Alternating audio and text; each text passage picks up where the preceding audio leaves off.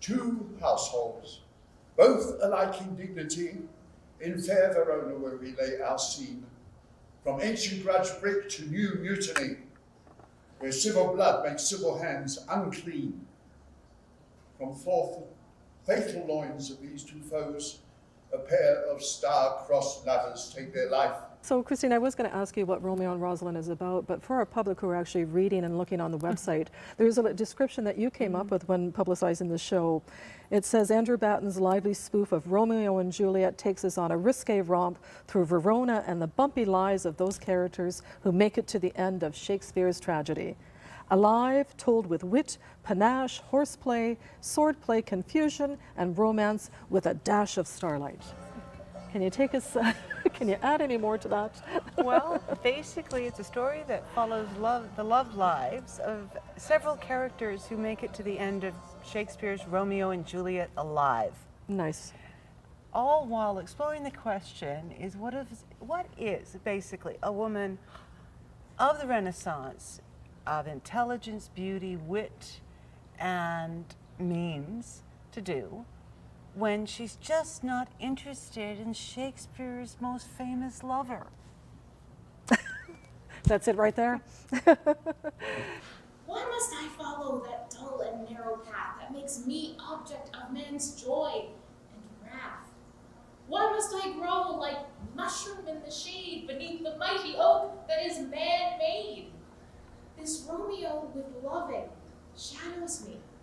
Must I appreciate his manly tree? Why should the only lot in life for maid be to be wed? Be to be made a slave?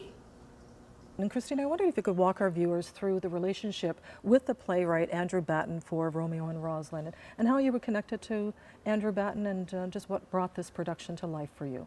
Well, I first met Andrew Batten back when I was an actress in Toronto, and we had both been cast in the Scottish play. Oh. aka Macbeth, for those of you who aren't superstitious. I was cast as Lady M, and Andrew was Thane of Cawdor. He was telling me about this play that he was working on, about the character of Rosalind from Shakespeare's Romeo and Juliet, and who was she? And she never appears on stage, but she seems to have started all this commotion starting. And, well, or rather, she was Romeo's first love, who didn't want to get married. And so he decided to start that as a starting point for the play, and it went on from there. And we submitted it to Guelph Little Theatre, and it got picked up. And I sent him back an email saying, Romeo and Rosalind is a go. And he had been rather ill at the time. Yes. Which he'd been very private about. So unfortunately, during the past couple of years, he has passed on and will not be able to see his production produce both halves at the same time. Christina, that's one of the reasons I wanted you to share that with our viewers, because it is quite poignant, actually. This has been a relationship that you developed pre-COVID with Andrew Batten, and this play was going to mount just before the pandemic hit, actually. In the meantime, COVID has set us back a few years, and this production has really been waiting 3 years to mount. So it is very, very poignant, and in particular, Andrew's widow is going to be attending this production as well, too. So you have developed a relationship with Andrew's widow. Yes. If we would not have been able to do this show without her. She's been very gracious and very excited to see Andrew's show put on the play. It's the only play of his I think she hasn't seen yet. So she's been very supportive and very excited about the actors and It's fun. having the show go on. The design, the whole process of preparing a production starts months before we get into rehearsal.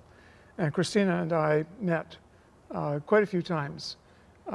She's very excited about this play, and the first time I read it, I thought, okay, this one's a good one to do. And Guelph Little Theatre needed to have the assurance of an experienced director working with Christina to make sure that we were going to be able to pull this off. Christina's been a delight to work with. She is so knowledgeable about just about everything there is to know about acting that all I've needed to do is keep an eye out for the bigger picture to make sure that we're fulfilling all the functions that a director has to do besides just concentrating on the actors. And when people come to see this play, you will see it's amazing the intensity and the detail work that she's be able to bring forward from these performers. And for our viewers and listeners who will come out to the play, what are some of the key points of interest, actually, that you'd like to shine light on? It's a feminist play, I've heard. From the design point of view? We've got a few Easter eggs. I heard that. Yeah. We've not been publicizing everything that this set is capable of doing. The last time that Romeo and Juliet was done here, they didn't use a balcony. I assure you that there is a balcony. In fact, there is a phenomenal balcony that's going to show up in this play. There's a lovely scene with lighting towards the end as well. So yes, I've taken advantage of the breadth of Andrew Batten's production to exploit some of the knowledge and abilities that I have.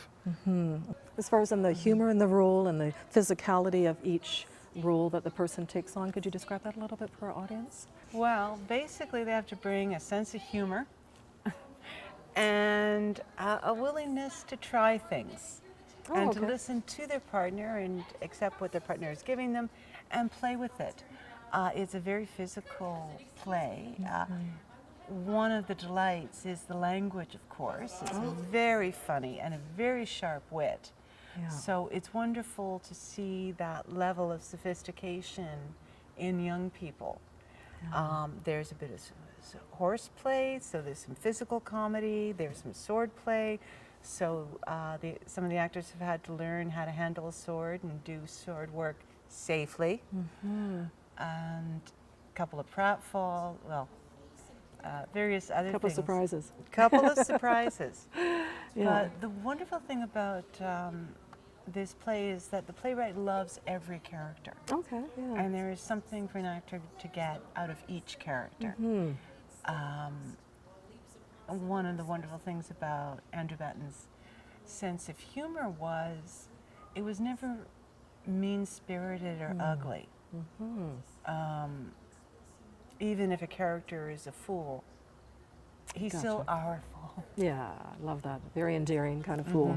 Christina Jackson, director of Romeo and Rosaline, co-director of Romeo and Rosaline, thank you for speaking with us today. And for our viewers, please come out to Guelph Little Theatre, check us out online, follow this play. It's been 3 years in the making. Our actors and crew deserve for you to come on out and check it out and support local theatre.